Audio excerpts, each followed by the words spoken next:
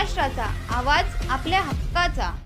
नवा आवाज Maharashtra news channel मध्ये आपले स्वागत आहे। तर पाहूया आजच्या महत्त्वाच्या काही घडामोडी। पिंपरी चिंचवड मधील संत तुकाराम नगर परिसरातून एका व्यावसायिकाच्या मित्राचे अपहरण करून तब्बल 24,30,000 रुपयांची खंडणी मागितल्याचा धक्कादायक प्रकार समोर आलाय।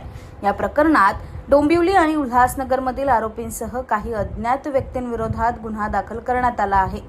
पिंपरीतील एका फ्लॅटमध्ये मुक्कामाला आलेल्या युवराज पाटील याचे पहाटेच्या सुमारास अपहरण करण्यात आल्याचा आरोप तक्रारदार हर्षद पोवार यांनी केलाय।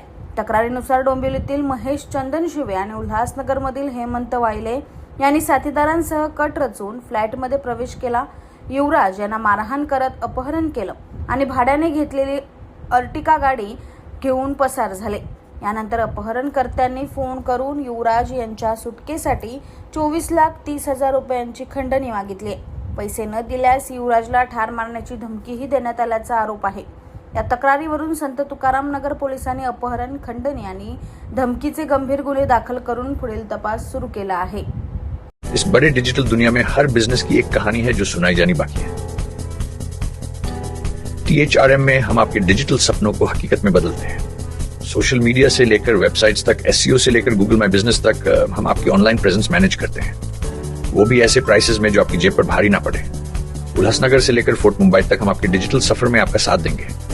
हमारे साथ जुड़िए और अपने बिजनेस को डिजिटल युग में फलते फूलते देखिए। THRM डिजिटल मार्केटिंग एजेंसी, जहां से आपका डिजिटल सफर शुरू होता है।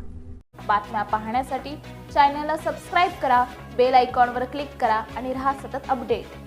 तुमच्या परिसरातील काही घडामोडी किंवा समस्या असतील तर आमच्या वृत्तवाहिनीला संपर्क करा आणि तसेच सतत अपडेट राहण्यासाठी आमच्या वृत्तवाहिनीला सबस्क्राइब करा आणि बेल आयकॉन दाबायला विसरू नका।